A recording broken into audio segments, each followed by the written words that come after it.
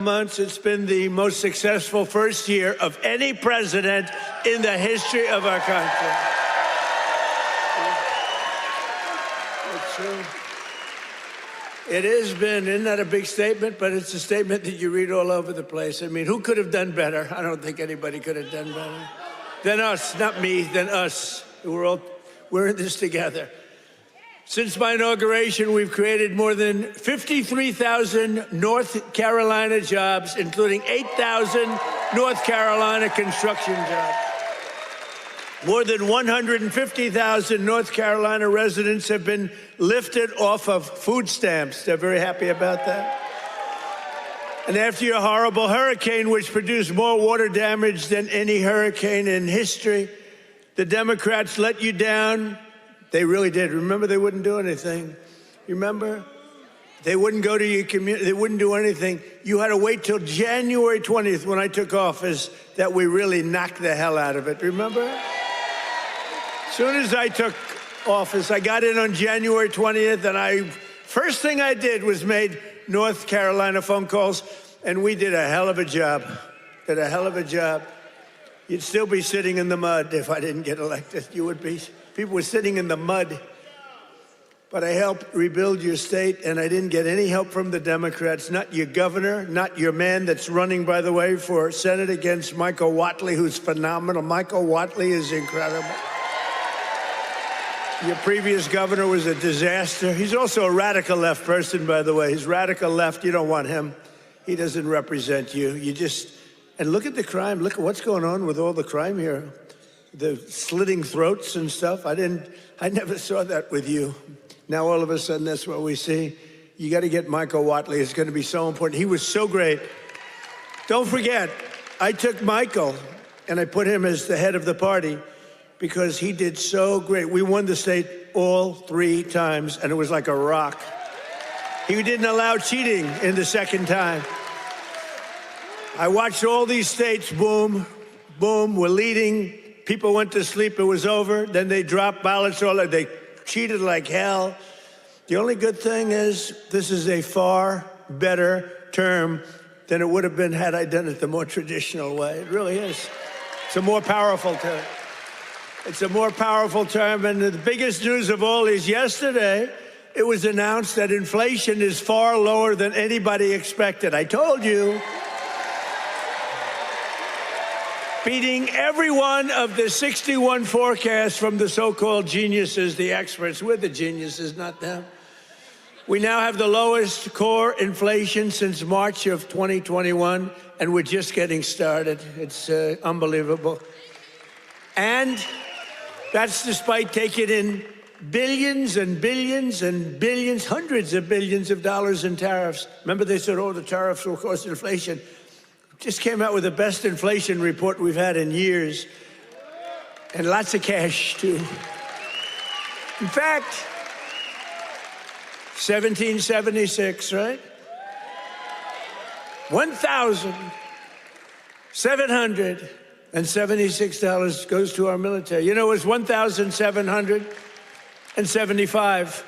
And that was the number, you know, that was just a lump. I said, you know, if we had $1, we got 1776. Somebody said, that's genius. I said, well, I'm smart. I said, for $1, and I'll get these ladies who are loaded with money to pay for it from North Carolina. Their husbands can write a check in 2 seconds, take care of it. No, think of it, for $1 more. They said, I can't believe we didn't think of that. Only hours ago, I left a meeting at the White House where we cut the cost of prescription drugs by 300, 400, 500, and even 600%. And I'm doing what no politician of either party has ever done before, standing up to the special interests and demanding lower prices for the American people. This is what we're doing. You know, it's called favored nations. And nations all over the world were screwing us. We would have prices that were 10 times higher than the prices they were charging in London and in Paris and all over the world. We had the highest prices for drugs because we had politicians that wouldn't. I did it in the beginning, but then we had a thing called, you know what happened, COVID? And it was sort of hard to go after France and Italy, say, listen, on top of all your COVID all over the place with everyone dying, we want you to pay a lot of money for drugs. You can't do it. But we did it, and nobody's ever even thought of doing it before. I've negotiated and really did it directly with 17 of the world's largest drug companies, as well as foreign nations that were taking advantage of your country for decades, many decades. For years, Americans have been paying the highest drug prices anywhere in the world by far, 10 times more sometimes, 15 times more, while other countries pay drastically less for the exact same drug made in the exact same plant, in the exact same country. But under my most favored nation, you know what that means? It's a legal term. Drug pricing executive order, I just signed a couple of months ago, and is now being implemented. We have declared that the United States will now pay the same price as the lowest price of any country anywhere in the world. And we should honestly, this is the biggest thing to happen in medicine, I think, since the founding of our country. You know, I don't mind. They actually have a great location. You know, we've had people that look so good behind me that some of them went to Hollywood and actually did very well. You know? See, they may have a better location, but nobody's going to Hollywood. They can only see the back of your head. Look at all the television. Look at all those cameras. It's crazy. But we did something nobody's ever done before. Nobody's tried. Nobody thought they could do it. Don't forget, the drug companies turned out to really do the right thing. They really did. And they were there at the White House today. You saw them. Some of the biggest companies in the world were there. The rest of them are coming next week. But the big problem was foreign countries. They would have to take their drug and raise it from $10 to $20 to $30, maybe to $100, maybe 10 times more. But it really doesn't work that way because the world is a bigger place than the U.S. And so you're not going to have to raise it that much, but you have to raise it. And they always said for 50 years, they say, let the United States pay. And for 50 years, the United States got screwed because we're paying so much more. Drug that was selling for $10 in London sells for $130. That's 13 times more in New York. 13 times more, so $10 in London, $130 in New York. And now that drug will go up for the other country from $10 to only $20 or maybe $30. And it will come down from the United States of America to $20 from $130. Think of that. Think of that. That's the biggest price reduction. When you talk about cutting prices, cutting costs, and cutting prices, you talk about affordability. You know, the Democrats, they're the ones that got us into the mess. They're the ones that caused the high prices. And then they come out and they look at those fake news people back there. They go, this election's about affordability. They go, let's talk about it. No, I'd rather not talk about it because they can't. They're the ones that caused the highest inflation in the history of our country, which led to the highest prices in the history of our country. I inherited the mess. I got the prices down, and they're going down still further. Look at gasoline. A lot of areas now in our country, $1.99 a gallon. Right? It cost these ladies from these beautiful friends of mine from North Carolina, it cost them like 1/3 to get here than it would have cost under Sleepy Joe Biden. Right? If you drive, this time you can drive. It's the first time you didn't have to take an airplane. But we had 9 blockbuster agreements. We had 9 of them with the big drug companies just today. The rest are coming over the next couple of weeks. But the first dramatic drug discounts will be available to all Americans starting on January at a thing called TrumpRx.gov. TrumpRx.gov. But this is the biggest thing ever to happen on drug prices, pharmaceutical prices. And it will also tremendously it's going to reduce the cost of health care because health care is probably 50% about drugs, right? Your drugs are coming down at levels that nobody ever thought was possible. This achievement alone should win us the midterms. You know, if we did nothing else, I said today, you know, you're talking about like this massive reduction in drug prices that affects everybody. Older people, younger people, middle-aged people, sick people, well people. It's not just like patients, it's everybody. It can never happen. Nobody would ever have done this. It was very hard to do. I had countries laughing at me. I said, listen, you're going to have to double and triple your drug prices. They said France, as an example, UK, European Union. They said, you must be kidding. They've had low prices for years. The drug companies would go, could you pay more? No, charge the United. They wanted the drug companies, in all fairness, to charge the United States of America. And they made up all sorts of crap. Well, research and development. I said, well, what about research and development? Why aren't they paying also for research? Well, it just never worked that way. They used to use, remember, research and development, that's why we pay more. I say 12 times more. Why? For research and development? It was all a con job. But I'd say to the head of France, as an example, I'm sorry, but you're going to have to double or triple your prices for drugs. No, we will not do that. Oh, yes, you will. I said, yes, you will. 100%. No, we will not do that. Of course we will not. I can't do that. I said, yes, you will. No, I won't. Yes, you will. And he said, why do you have such certainty? I said, because if you don't do it, I'm going to charge you a 25% tariff on everything you sell into America.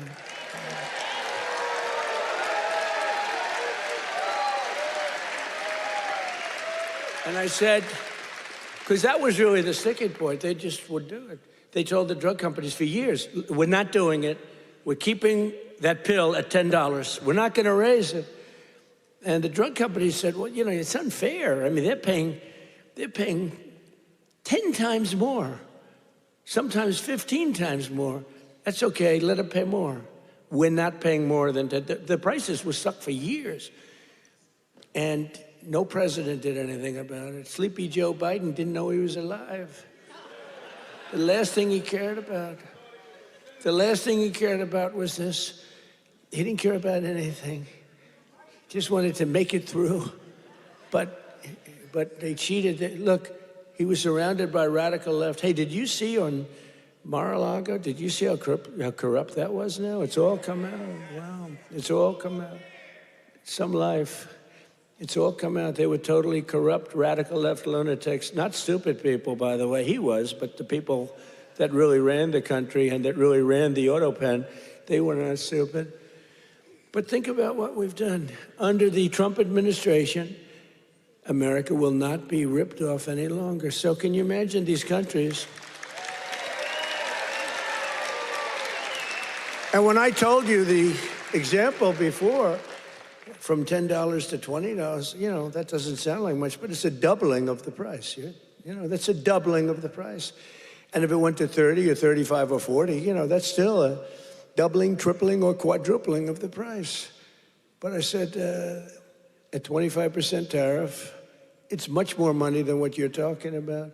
So they would say to me, all countries, you know, obviously they said no at the beginning, and they would have told a normal president no, and that would have been the end of the conversation. So they said no to me, and I said, no, you'll do it, 100%. And they said, what's wrong with this? 100%. I said, 100% that you're going to do it. The one asked me, why are you so certain? Why would you say that I would quadruple the price of drugs in France or someplace? I said, because if you don't, we're going to charge you a 25% tariff. That tariff is worth 5 times more money than you're talking about.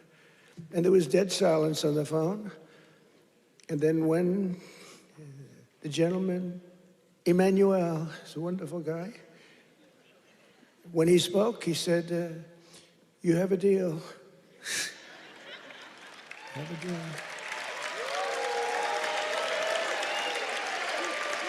He's a nice guy, too. But you can't blame him, you know. This has been 40, 50 years. You can't blame him. But it was the same conversation with everybody. No, we can't do that. No, I cannot double the price of my drugs. I said, no, maybe triple or quadruple. But it's still much lower than we were paying. We were paying a number that was crazy, 13, 14 times more. As president, I'm also taking in the gigantic health insurance companies that have gotten rich on billions of dollars of government subsidies. And I want the money to go directly to the people. I want the money to be paid directly to the people so that they can buy their own health insurance, which will give far better benefits at much lower cost. By the way, what I told you about buying the drugs at this massive dollar discount, it's like from where it is, that's going to have a huge impact on the cost of health care. The current Unaffordable Care Act, commonly known as Barack Hussein Obamacare, was created to make insurance companies rich. It was bad health care at much too high a cost. And you see now that the steep increase in premiums, it's being demanded by the Democrats. It was never any good, Obamacare. It was done for the benefit of insurance companies, which totally control the Democrats. That's why you could have a strike on January 30th. You could have another shutdown because the Democrats are totally in the hands of, they're totally controlled by the insurance companies, big wealthy companies. Again, I want the money to go directly to the people so you can buy your own health care, and you'll get much better health care at a much lower price.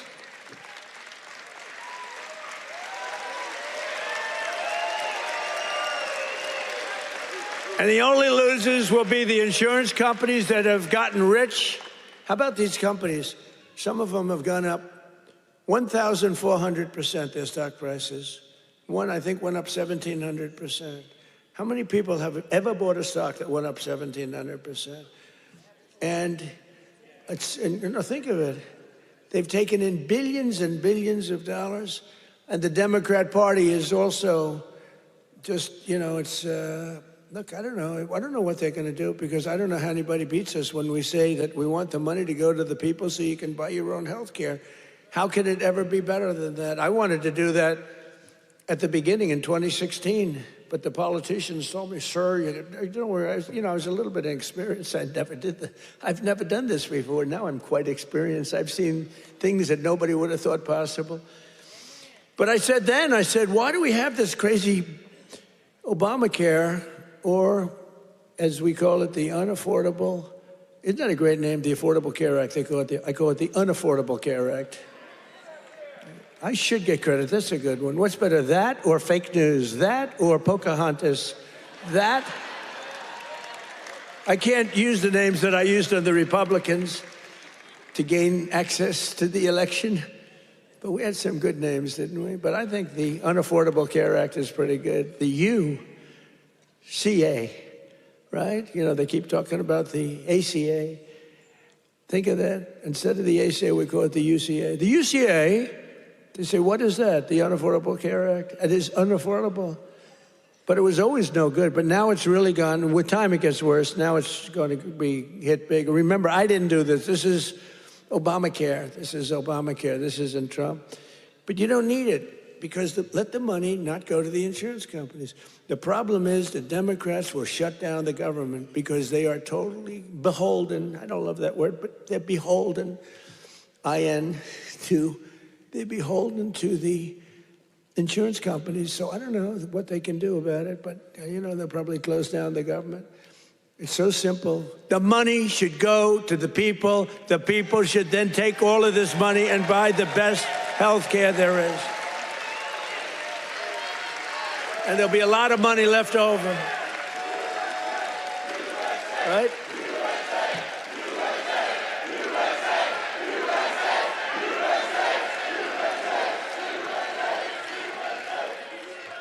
But they'll not be happy.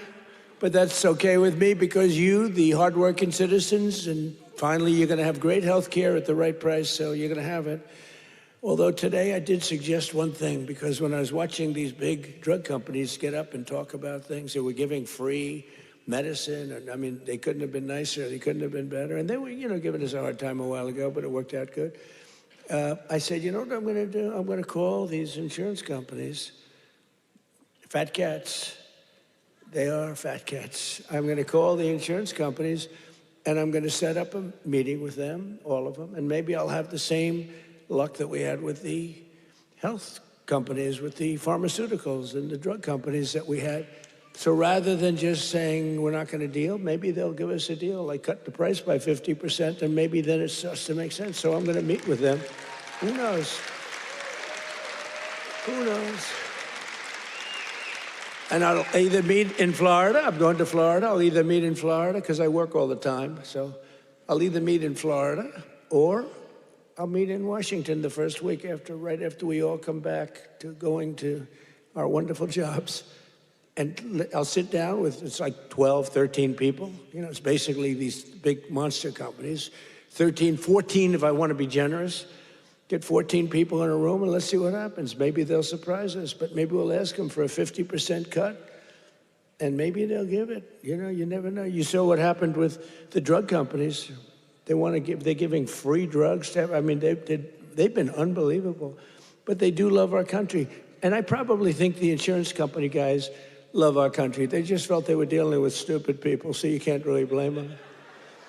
Over the past 11 months, we have brought more positive change to Washington than any administration in the history of our country. That's true. And there's never been anything like it. When I took office last January, I inherited a mess, and very simply, I am fixing it. Joe Biden gave us the worst inflation in the history of our country. A lot of people say, you know, the fake news says, it's not the worst in history. It's the worst in 48 years. Oh, okay, sorry. No, they do. They say 48 years is okay. But when I say history, they go crazy. That's when I let them win. I say, I'm sorry, apologize. I like that hat, 47.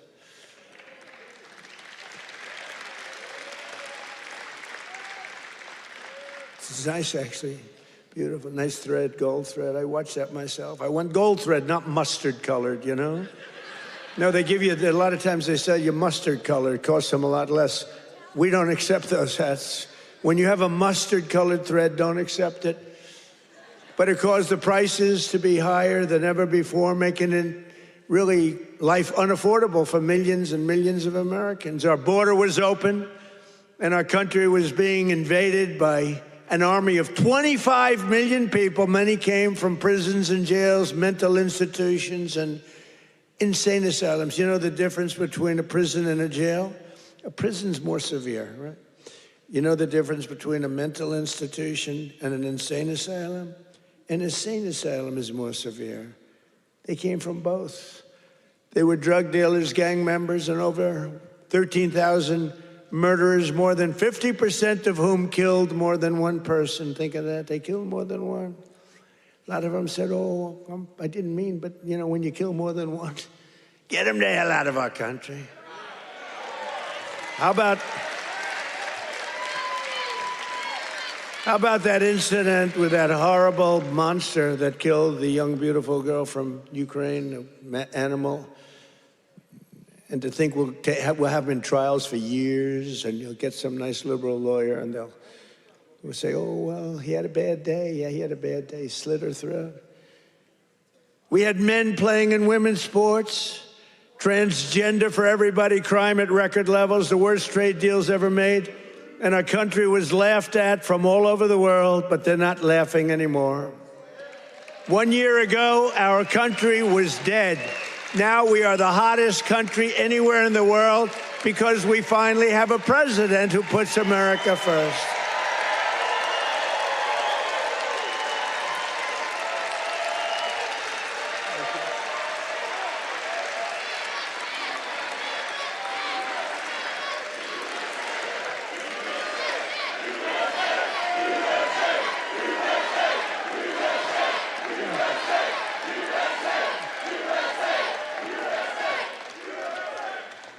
The last administration and their allies in Congress looted our treasury for trillions of dollars, driving up prices on everything at unprecedented levels.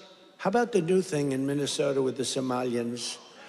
They stole, now it came out, the great U.S. attorney up there, they came out, think of this, $9 billion, and they think that's just the beginning. They stole, think of it, in their country, they live on nothing, they have nothing. They come here and they steal $9 billion. Are we stupid? I mean, how do we allow that to happen? Ilhan Omar should be sent out of our country. She should not be allowed to be a congresswoman. She married her brother either to stay or to get him into the country. And yesterday she, I guess, made up a story. She said the police attacked her son. They stopped the car and the police said, we never attacked him, we never stopped him. It was a made-up story. She's a con person, she's full of con. She says, zero. She said, you ought to get her the hell out of our country. That's what you ought to do. She made up a story that the police stopped her son's car and they harassed the hell out of him. It turned out to be a fake story. There was no stoppage of his car and there was no harassment.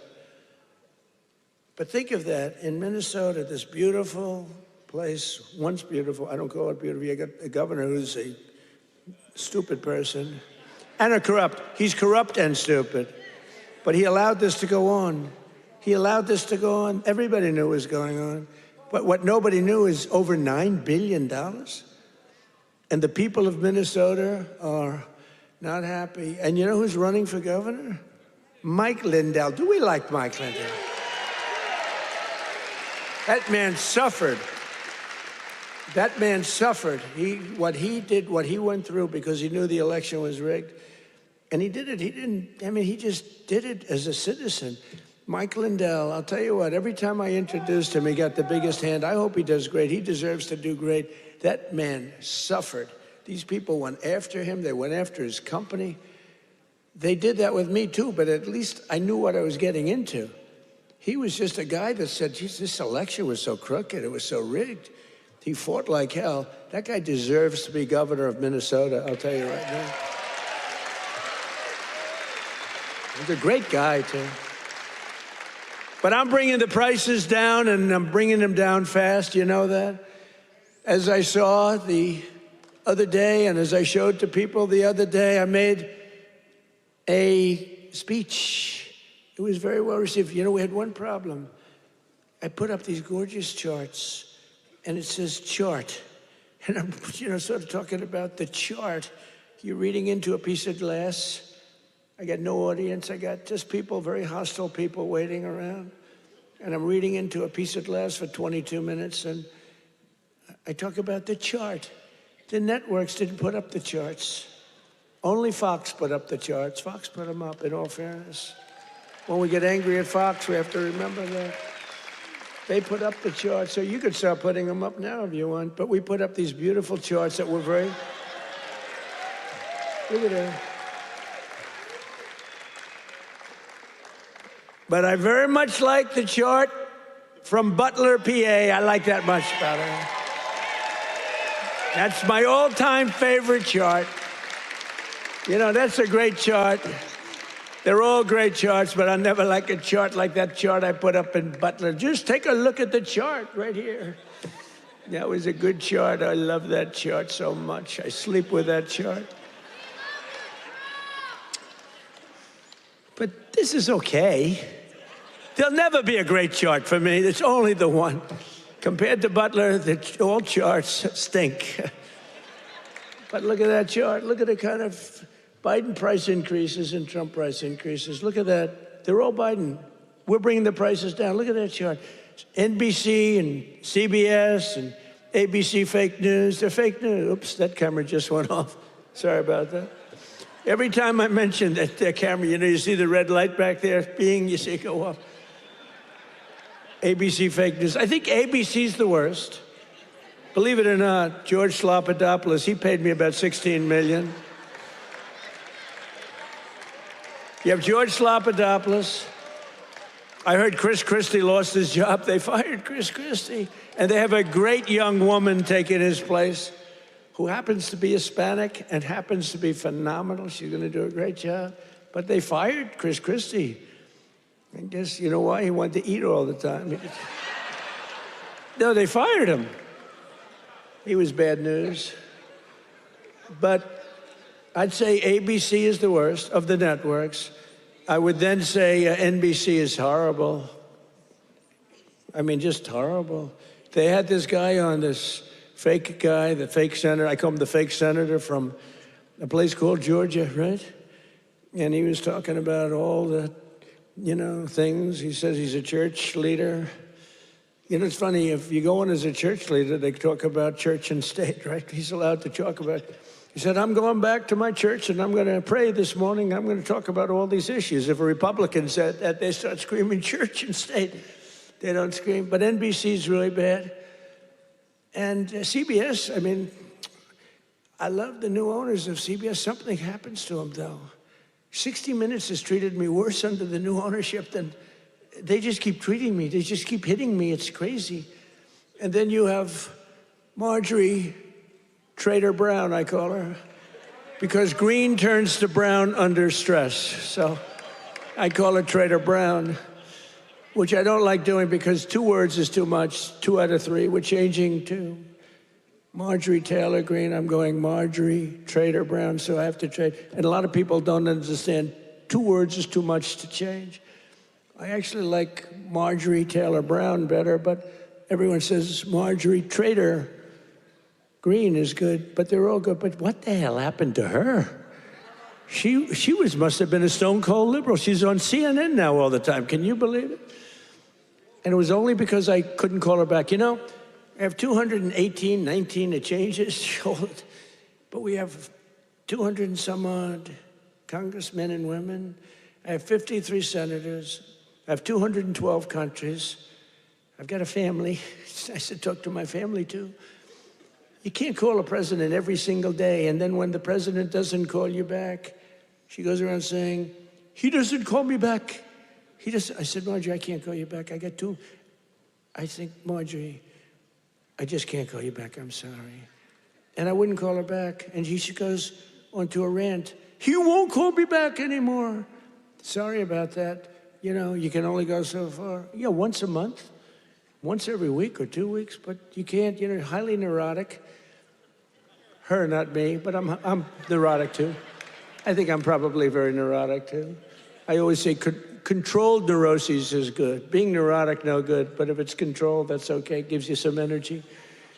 But what the hell happened to Marjorie Trader Greene?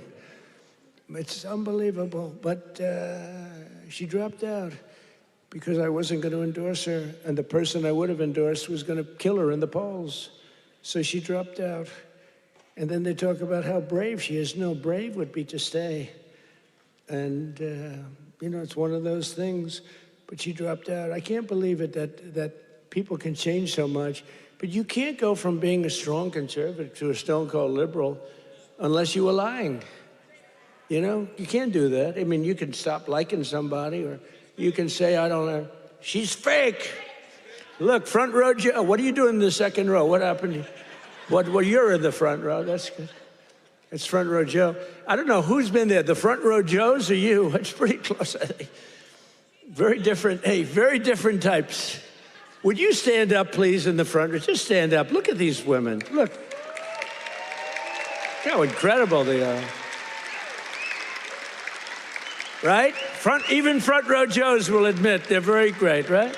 Look how beautiful they are. People like you built our country. You built our country. And that's why we love you. You built our country. The people in this room built our country. Under Sleepy Joe Biden, car prices, gasoline prices, hotel rates, airfare, and more went up 30 to 75%. Now they're all coming down. We're all coming down. Take a look at that. Isn't that beautiful to look? The same is true with groceries. The price of a Thanksgiving turkey was down by 33% compared to Sleepy Joe's high-priced era. Don't forget, when you have the highest inflation in history and or 48 years, do we think and look, in terms of a speech, I think 48 years is the equivalent of history. Do we agree? Can we say? Because they had a piece on me today in one of these fake newspapers, which are all dying. They're all going bankrupt, thank God. But they're the worst. That I misrepresented by saying history. It's actually 48 years. And I said, you know, that's not a bad misrepresentation, I don't think. The price of eggs is down 82% since March. Do you remember? There the people are. Do you remember? Fake news. Do you remember when I just got elected? It was a big thing. We won every swing state. We won the popular vote. We won by like 312 to 200 and something, and like low 200. And we won everything. We won districts, the word district. We won districts by 2,750 to 525. That's a slaughter. And that's the thing when you see everything's red except for two little lines on the left and the right, meaning New York and California. That's the one that really is incredible. 2,750 to 525. We won everything in a slaughter. We won everything. And what a great thing it was, right? When you can have an election that good. And they tried to rig it. Remember we had the thing? Too big to rig. Remember that statement? That was a big thing. They tried like hell. They gave up at about 9:02. It was too big. It was just a landslide. They couldn't do it. They cheated a lot. But we made it too big to rig, and I appreciate you getting it. I said, the polls had us up, pretty way up. And a lot of times when that happens, you'll say, let's go out and watch a movie, and we'll come back and watch the president win. No, I said, don't watch a movie. Go out and vote. But it was too big, so it came back. What an evening. That was, what was better, 2016 or 2024? Tell me. I don't know. 2016 was pretty monumental. What was better? I don't know. Beating Hillary was fun.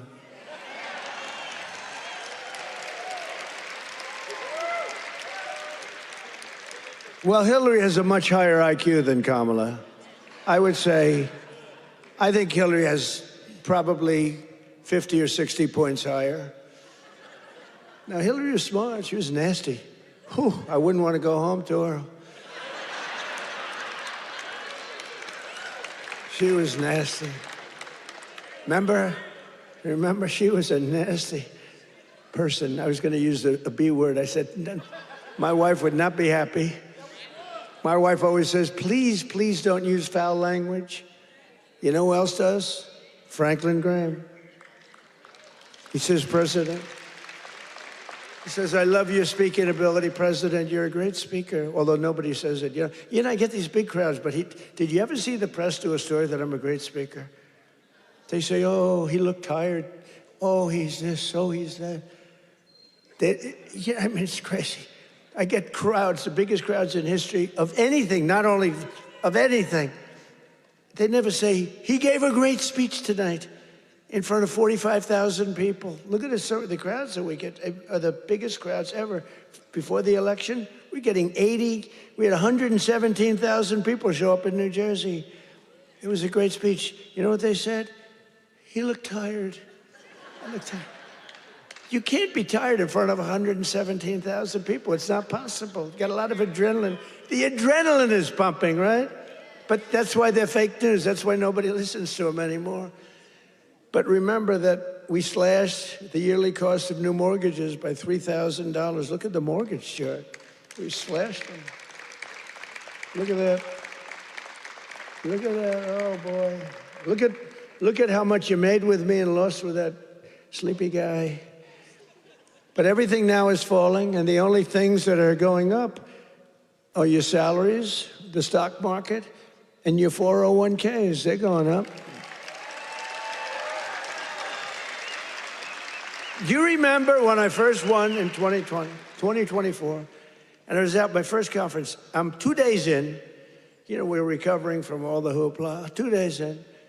In fact, I took a day off. They said, something's wrong with the president. I said, I just got here. There's nothing wrong with me. Something's wrong. You took a day off. What's wrong with the president, right? Every time, do you remember when I had 28 news conferences in a row over 28 days? Sometimes I gave 2 or 3 in one day. And then I took my beautiful Kai, my beautiful granddaughter is a very good golfer. I took her to play golf one morning, and I was in the office very quickly. Something's wrong with the president. Do you remember the rumor was that I had passed away? Do you remember that? I went 28 days in a row. I took the kid to play golf. And we play very fast. She's good at, I'm a very good golfer. And we play very fast. We play in 2 hours. We're dinning. I mean, I said, baby, I got to get out of here. I'm sorry, honey. Enjoy your day. Go hit balls or something. I got to get out of here. I got to go to work. And I got a call, a friend of mine. Oh, you're okay? And I said, yeah, what's wrong? I said, I'll be back in the Oval Office in 30 minutes. Oh, I said, what's wrong with this guy? Then I got another call. Oh, you're okay. They said that I had passed away. Do you remember that? First day in 28 days, these people are sick. That's why I've taken more physicals, because I think you have an obligation to, report. And I hate when they put out false reports. So they put out a report that Donald Trump. So I took a lot of physicals. And I did something no other president's ever done. I took cognitive tests. Because I know that, and by the way, not easy. You get to those last questions, those last 10, 15 questions, nobody on that stand could answer probably any of them. And I got them, I aced them. And no other president's taken a cognitive. Could you imagine Sleepy Joe taking a cognitive test? I don't think he'd get the first question is like, what is this? And they show a lion, a giraffe, a fish, and a hippopotamus, right? And they say, which is the giraffe? So that's the only question. But what happens is it then gets harder. I don't think Joe would have gotten the first question right. He would say hippo. I want the hippo. But anyway, I've taken now 3 cognitive tests. I've aced every single one of them. And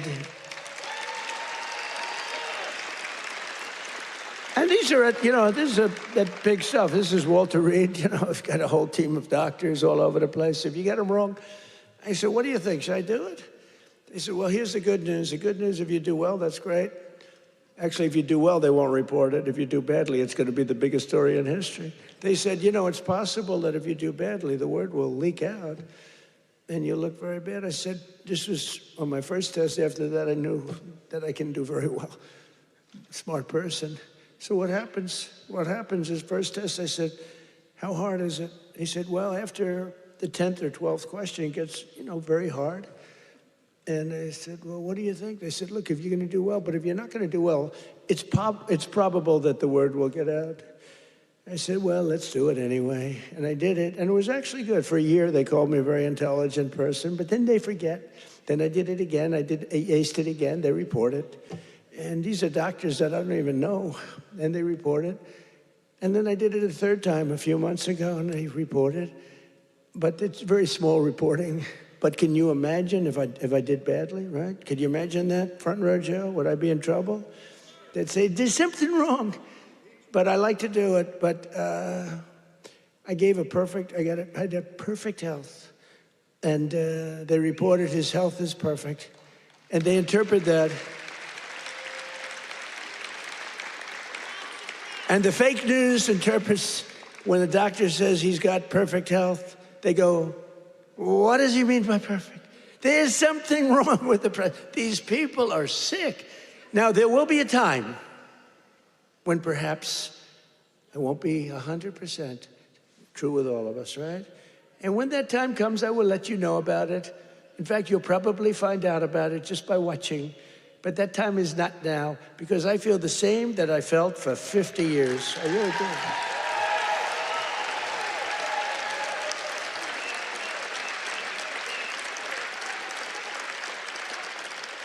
But we have I think we have an obligation to, at least report your health. But I will tell you, to me, because of what happened for 4 years, I really think having a cognitive test for presidents to take a cognitive test is very important. I think it's very important.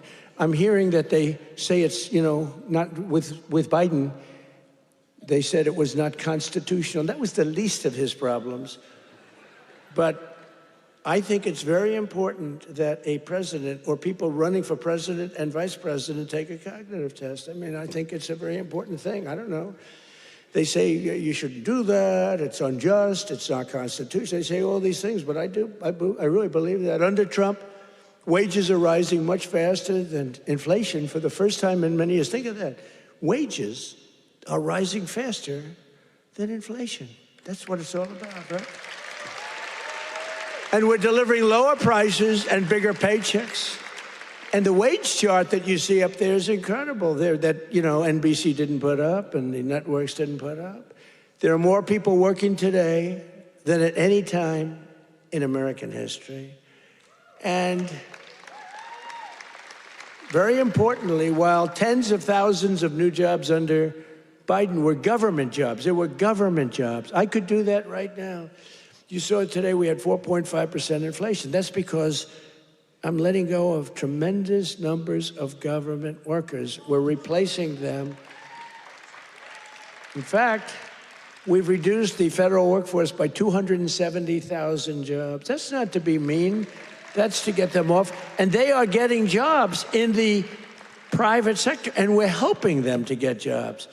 But if you have all government jobs, we're going to be, a country that we don't want to mention names because we don't want to insult, but we're going to be a country that cannot be great. 100% just came out, 100% of all jobs created since I took office have been in the private sector. The only way to make our country great. Think of that. Think of that. 100% of the jobs created are in the private sector. Now, if I want to make some good numbers, I'll add 300,000 jobs. I can do it with one phone call. Each agency hire 25,000 people today. They hire them immediately. They pour in, and the 4.5% would be down to 2.5% in a matter of moments. I could get it down to zero. Hire a couple of million workers, please. Oh, the country's booming. We're down at zero. But that's the destruction of a country. That's what Biden used to do. They used to hire 10 people for one job. They'd have 10 people, would look at a job and would say one person can do the job, but let's give it a break. Let's do two and they'd have 9 people for one job. And that's really tantamount to a failed country. In 4 years, the last administration secured less than $1 trillion in new investments in our country. Think of that, 4 years, less than one. 4 years, the whole term, less than $1 trillion. In 10 months, I have secured a record-breaking $18 trillion more.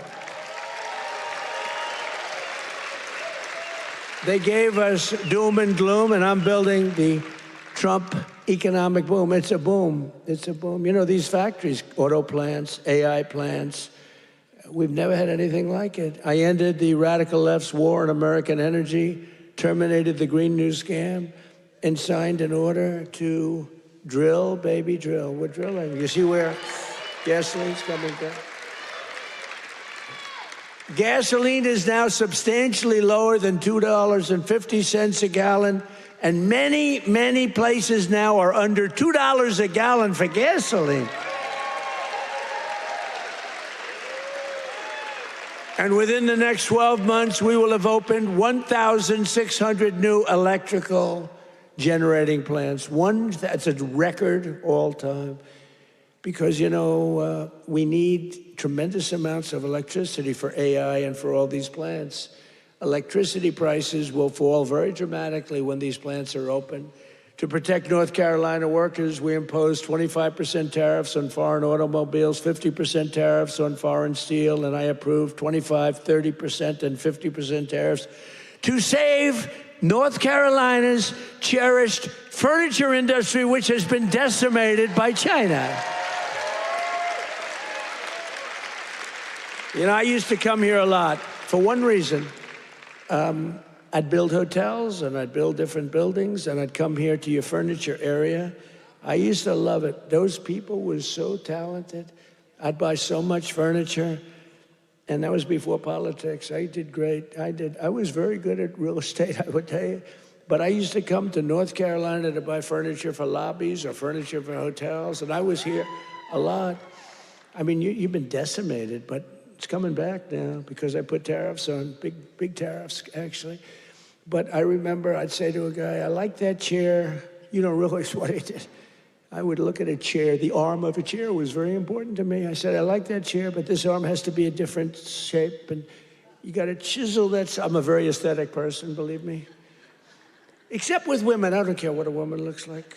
I used to say beautiful. Now I don't care. Since politics, I never mention looks anymore.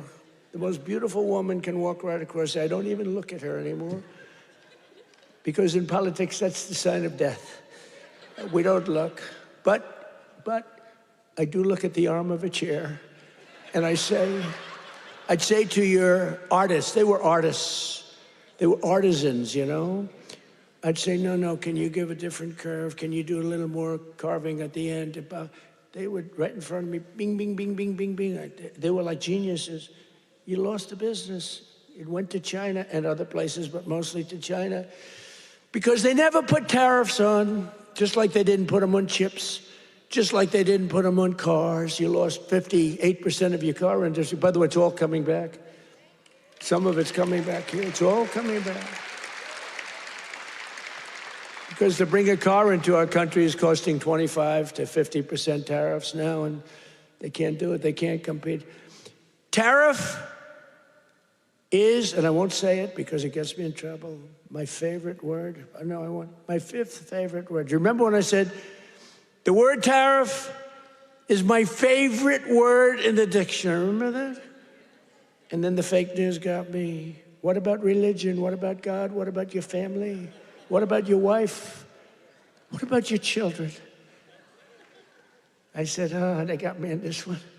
So now tariff is my fifth favorite word. And now I'm okay. It's my fifth, 5. Now I'm okay. But starting in the new year, the people of North Carolina will also see the dramatic results of the largest tax cuts in American history, including no tax on tips, no tax on overtime, and no tax on Social Security for our great seniors. No tax for our seniors. Tell me what? Let's do a poll. Because you know these pollsters charge you $1 million to ask a question, then they just write down an answer. They don't do polls. It's a total con job, some of these polls. One thing I don't like about Fox is their pollster. Total fake. Their pollster's the worst. They've been saying they're going to get rid of them for 10 years. A fake pollster, then you have the election, you win by numbers that are like through the roof. But Fox has been treating me good. They have great people there. Sean Hannity is great. Jesse is great. Laura is great. Greg is great. They're all great. We have great people. The morning is excellent. Who, what? Which corruption, where? Oh, yeah. Well, we have to do that. We're going to take care of that. We're going to take care of corruption in our country. I mean, I was talking about Fox. I don't know. He's talking about corruption. No, it's okay because he's on our side, but he's just a little ahead of me. He's talking about corruption. I'm talking about Fox, how good the anchors are, right? But they are really great. They are very good. But the pollster's no good. You know, he's no good. The pollster's terrible. But we still get good numbers. But the numbers are actually much better than that. But we're joined tonight by Heather Whitley, a bartender and server in Nashville, North Carolina, who will save over $5,000 from no tips. Think of that. From no tax and tips. Heather, where are you, Heather? Are you here, Heather? Where are you? Where are you? You want to come up? You want to come up? Come on up. She's going to save over $5,000, no tax on tips, toward a down payment on her first home. So, Heather, congratulations. Look how amazing she is, right? Come on up. I don't know how you're going to get up that stair. Are you okay? Look at her. She has no problem. Somebody else would not be able to make it. Thank you, Dad. Nice to see you. Want to say something? Go ahead.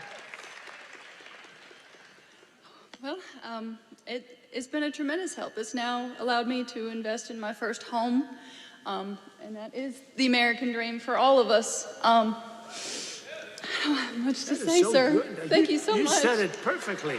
Thank you, Carol. Thank you.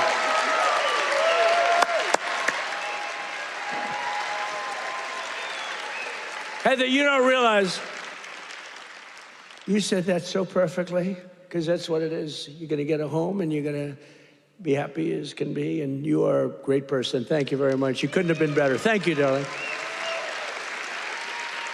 Also with us is Austin Harding, a police officer, highly respected, a loving father from Monroe. Austin and his wife are raising a son with autism, a beautiful son, beautiful, beautiful person, and are passionate supporters of MAGA, and they love Robert F. Kennedy Jr., so do I. And with no, thank you, Austin. And with no tax on overtime, Austin will have thousands of dollars, many thousands of dollars more to help care for his wonderful son.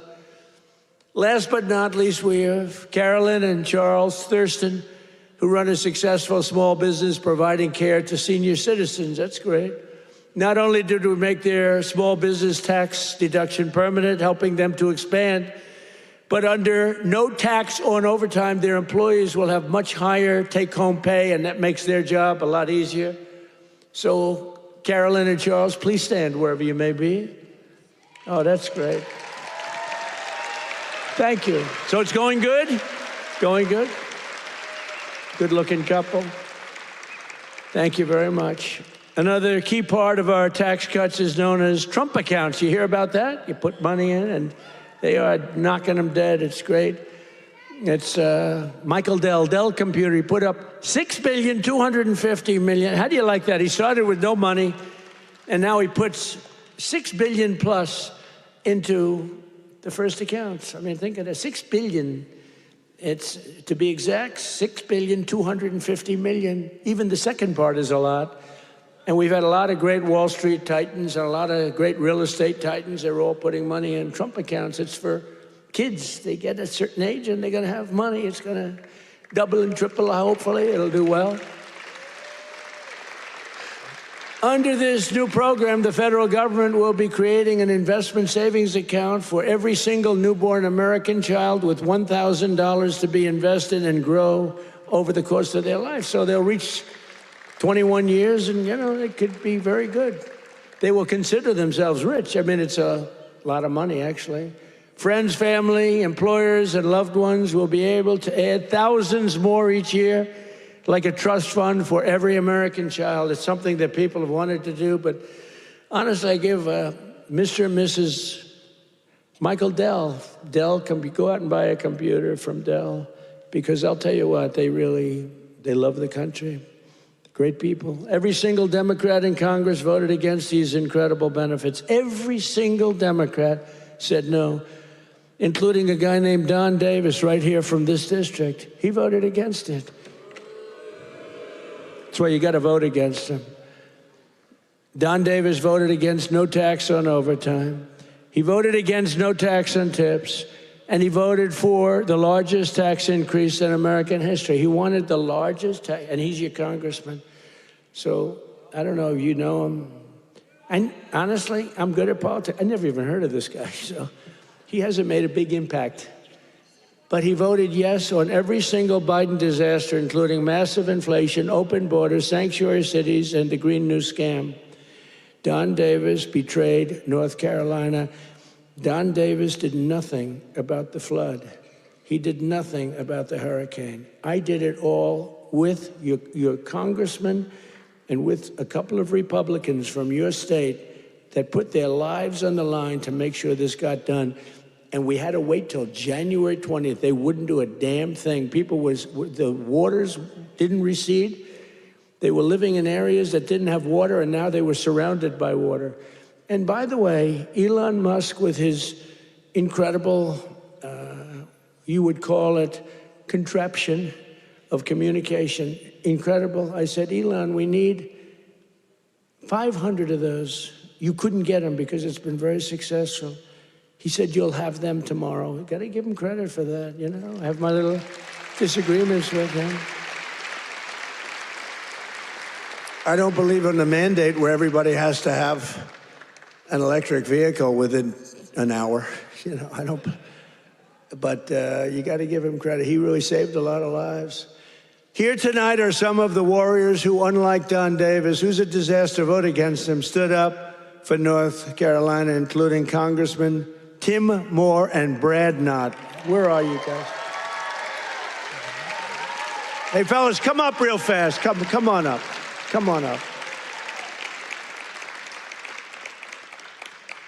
I'll tell you, these guys were, look at them, two handsome gentlemen, extremely different types. That's great.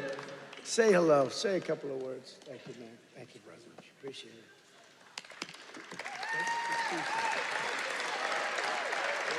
Well, everybody, I was with the president when he had his first trip once he took the oath. And where did he come? North Carolina. As we gear up for the midterm cycle, where's the first state that President Trump has come? North Carolina. He knows what you know. It's the people that make this country great. It's not the government, it's not regulations, it's people just like you. And let me just tell you this, the fight is long, it's hard.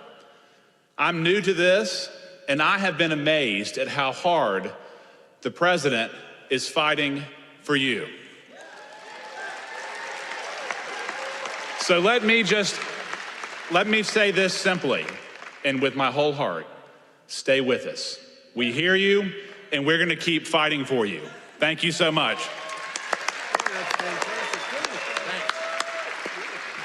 I guess I'll have to lower the mic, Mr. President.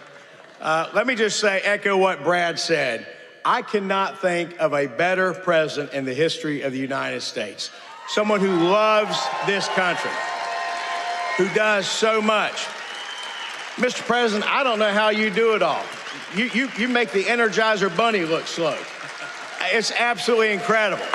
The leadership that this man shows, not only in our country, but on the world stage. We are finally respected around the world again, and that is not an accident. Mr. President, North Carolina loves you. The United States loves you. Thank you for what you're doing. Great job. Thank you.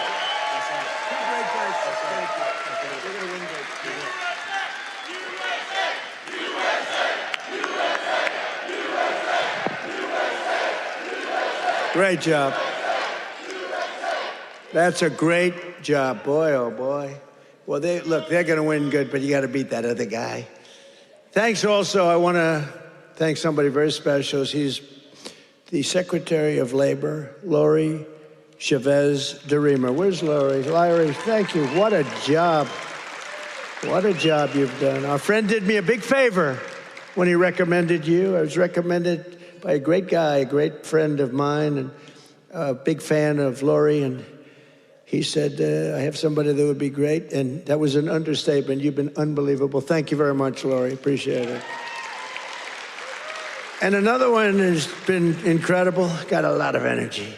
Director of Federal Housing Finance Agency. He's done a phenomenal job. Mr. Bill Pulte. Bill, thank you very much. Thank you, Bill. Also, State Senator Phil Berger. Phil, thank you. Great.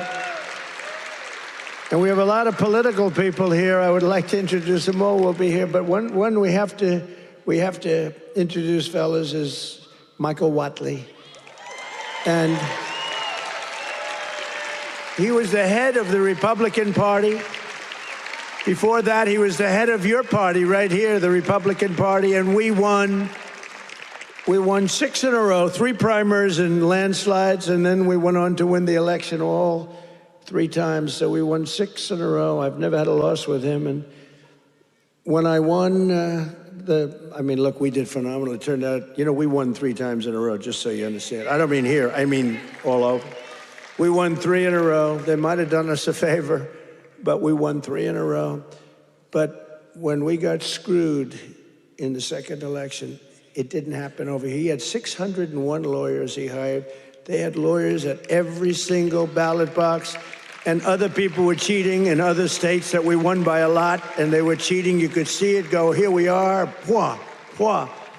And you remember they have ballots all of a sudden. We just found 75,000 ballots, a total rigged deal. And by the way, you have not heard the last of that, I can tell you. But in this state, that didn't happen because you had a guy named Michael Whatley, and he had every box secured. He had, I think, 2 or 3 lawyers at every station, but he had over 600 lawyers, I think 600. And I said, how many lawyers did you have? 601. I said, that's like genius. He was ahead of it. And you'd watch, you know, people went to bed that night. Everyone said the election's over, Trump won. And then all of a sudden they woke up in the morning, and 3 o'clock in the morning, they found hundreds of thousands of votes in some of these states. It was a rigged election, but not here because of him. And I said, I don't know if I'm doing this again, but if I'm doing this again, I want Michael Whatley. I said, the guy from North Carolina, I want him to head the Republican National Committee, the RNC. And he did it beautifully. Come on up, Michael, come up. He did it so well, and we had the big election when he worked with Laura. Now, how good is Laura? Laura Trump, who was born here, loves this state so much. She could have done very well. By the way, I think Ted Budd is doing a very good job, too, I have to tell you. And I will say this, Tom Tillis fought with me for the Lumbee tribe, the Lumbee. I love the Lumbee. And he's really been very good. You know, we had a little dispute, but these are, you know, it's fine. He's been really good. Tom has been very, very good, and I appreciate it very much. And he's been very strong on the Lumbee tribe, and I think they're going to get out and they're going to vote. The Lumbees, you have some here. You have some of the leaders here. If you could, you want to stand up if you're there? It's really great. Thank you very much. We appreciate it. Let them know we appreciate it. We got to get every one of those 60,000 votes or whatever. We got to get them for this guy. But the Lumbees have been great. I've been with them from the beginning. We got them across the finish line. But I want to ask Michael to say a few words. He's just been an unbelievable warrior. And I said, if I do this again, I'm going to get that guy in North Carolina who wouldn't let that phony, you know, they tried here too. They couldn't get away with it. They tried. He stopped it. He's a tough, strong guy. He's also a wonderful human being, he's just a great person. And I want to tell you, him and Laura Trump there's never been a better team. In fact, I said, before he did this, I said, if you had your choice for anybody to be your co-chair, who would you pick? He said, I'd take Laura Trump again, right? Yes, sir. You did say that. But I'd like to have Michael say he's in a fight against a radical left governor who did a shitty job for you. And I really want you, either way, but either governor, because you have another governor that's a Democrat. You know, virtually, I think every state run by a Democrat is a failure. Think of it. And now your state with all these killings, I never heard of killings, but all of a sudden, and they came in through Biden with his open border craziness, and these are vicious people. But I want this man to say just a few words because it's so important that he wins. You don't want to have a radical left senator that basically wants to have open borders, transgender for everybody, men playing in women's sports. Michael, are you in favor of men in women's sports? I am not. Are you in favor of transgender for everybody? I am not. Are you in favor of open borders? No. Thank you. Thank you. Thank you, sir. You know, in 2015, Donald Trump came down that golden escalator, said he was going to make America great again. And he was going to do it by rebuilding our economy, restoring our borders, and making America respected around the world again. And I said, I'm with that guy. And we won in 2016, and we won in 2020, and thank the Lord that we won in 2024, and Donald Trump right now is serving as the most transformational president in our lifetime. And President Trump, my pledge to you is this: when I win this seat, when I am the next senator from North Carolina, I am going to be a fighter every day for this great state. I am going to be a conservative champion for North Carolina, and I am going to be an ally to our great president, not just the 45th president, but the 47th president as well, Donald J. Trump.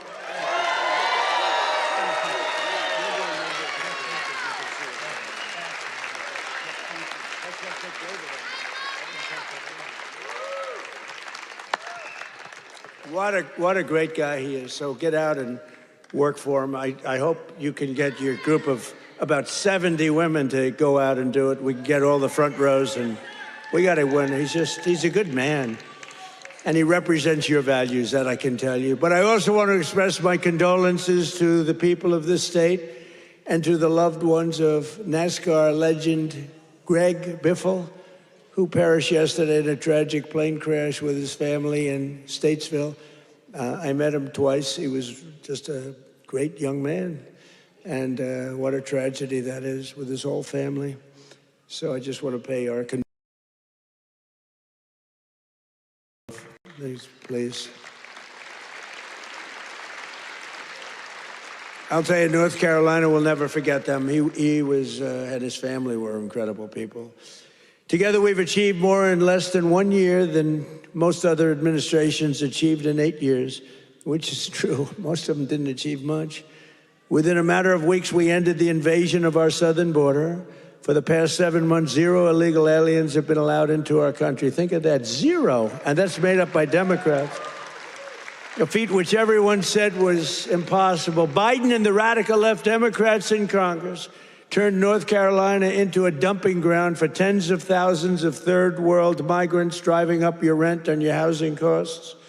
According to a government report, over 60% of growth in the rental market came from foreign migrants, paid for by the federal government, by the way. Paid for by the federal government, you, the taxpayer.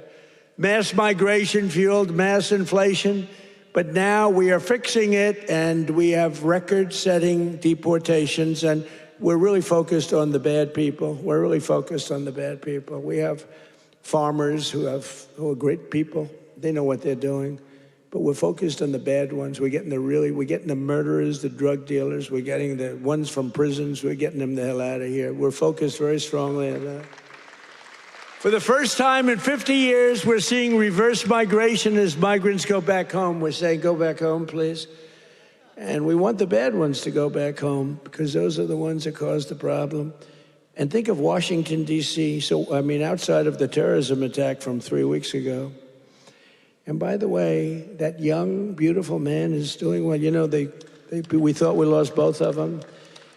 And we lost one who's looking down on us right now. But looks like he just stood up. Can you believe it? He stood up today for the first time. Two great people. Sarah's looking down on us, and from heaven, she was incredible, doing so well.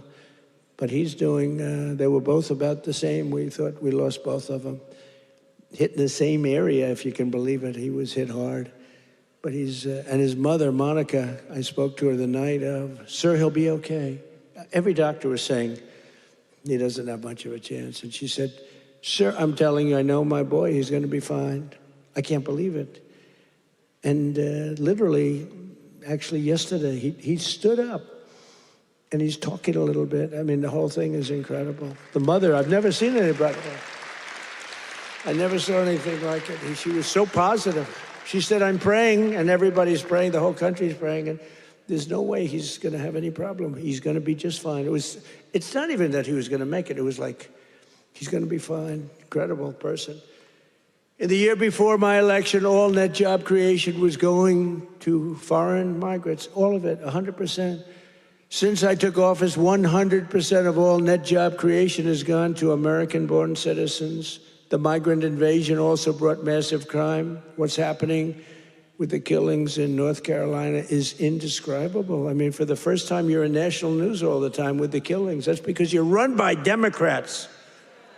2 weeks ago, an illegal alien from Honduras who entered under Biden walked onto a train in Charlotte with a large knife and brutally stabbed a passenger multiple times in the chest. The same savage criminal alien had previously been arrested 2 months earlier, but he was released by authorities to pillage and kill, which he did. Also recently in this state, you saw this one. Nobody could watch it. Another monstrous criminal with 14 prior arrests plunged a knife into the throat of an innocent young, beautiful girl, Ukraine. She was from Ukraine, who was sitting on a train. You could see she was scared to be there. You could see that, right? Everybody knows what I'm talking about. She walked onto the train. She was afraid to be there. What happened to North Carolina? You didn't have that condition. And then she was attacked from behind violently by this savage.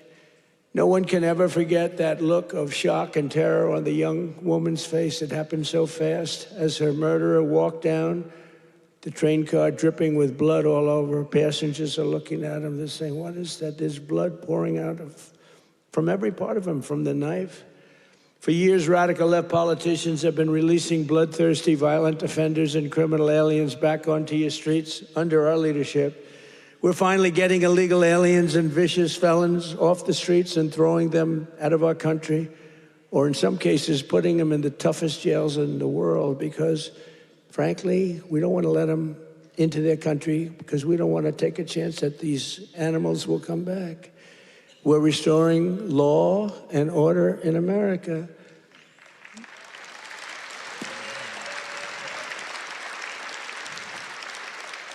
We just made a record investment in our military and gave every service member a warrior dividend of $1,776, 1776.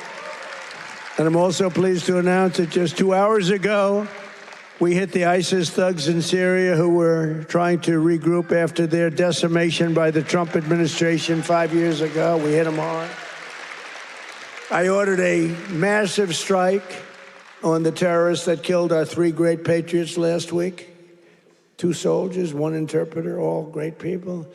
And it was very successful. It was precision. We hit every site flawlessly, and we are restoring peace through strength. We're all over the world. I settled 8 wars in 10 months, destroyed the Iran nuclear threat, ended the war in Gaza, and got the release of hostages, both living and dead, and created peace in the Middle East. We have peace in the Middle East, first time in 3 years, peace in the Middle East. I cut federal funding for any school that pushes critical race theory or transgender insanity. And we completely banned the chemical and surgical mutilation of children.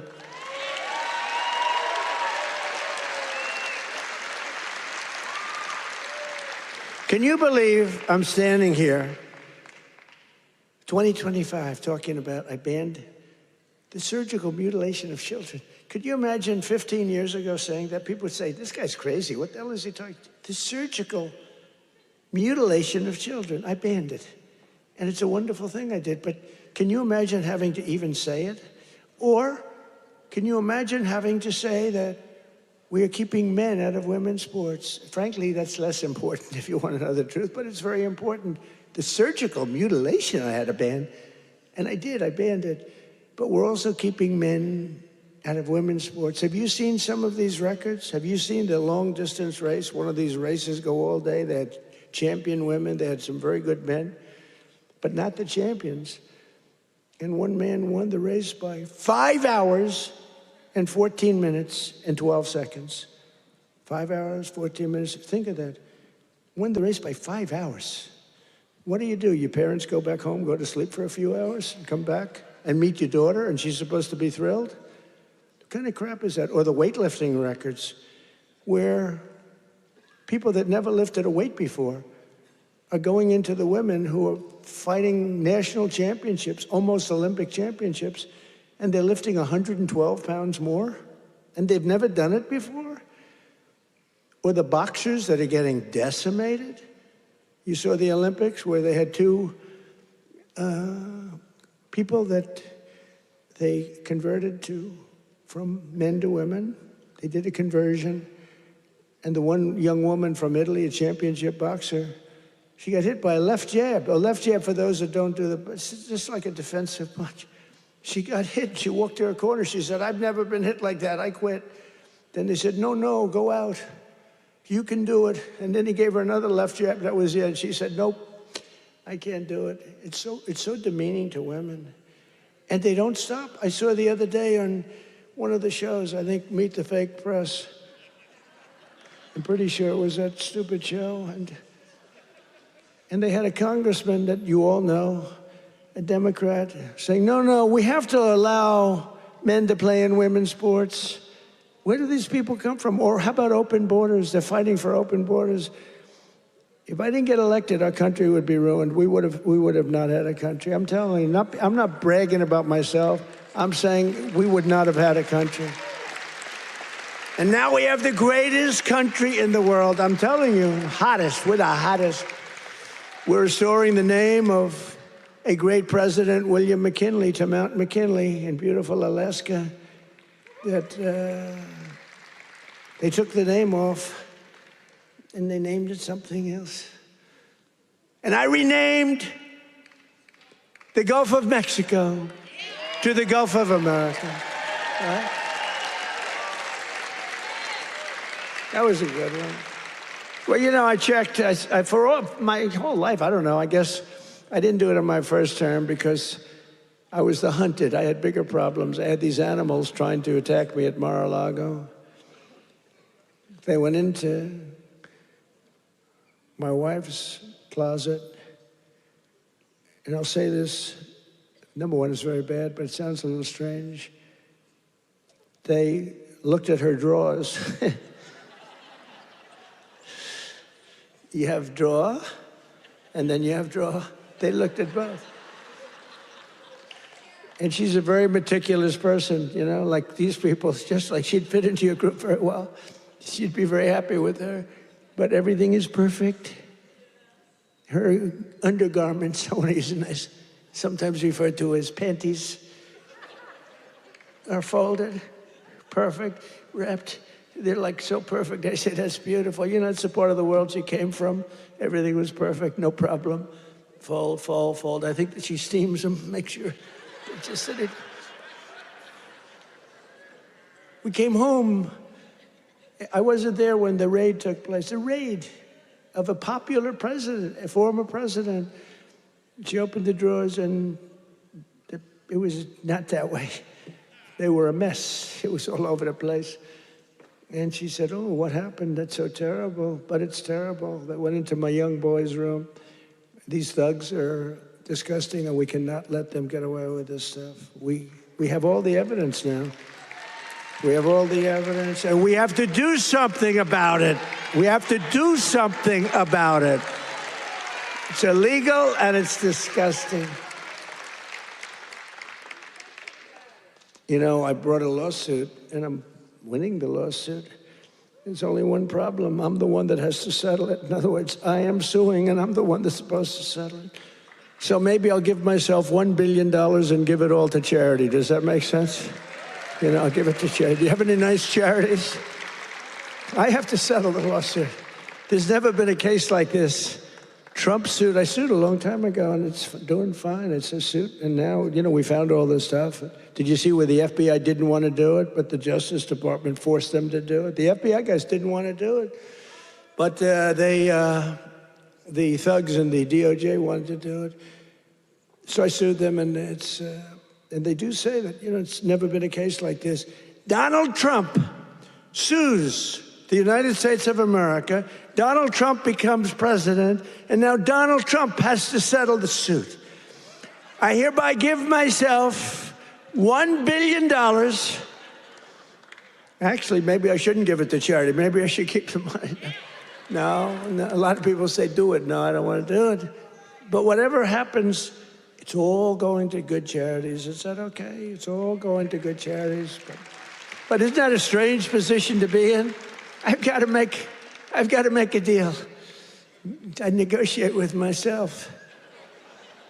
From the skyscrapers of Charlotte to the rolling hills of Asheville, from the sand dunes of Kitty Hawk to the streets of Chapel Hill, and from the factories of Hickory to the small towns and family farms across your beautiful countryside in North Carolina, we are bringing prosperity, opportunity, and pride surging back to your incredible home.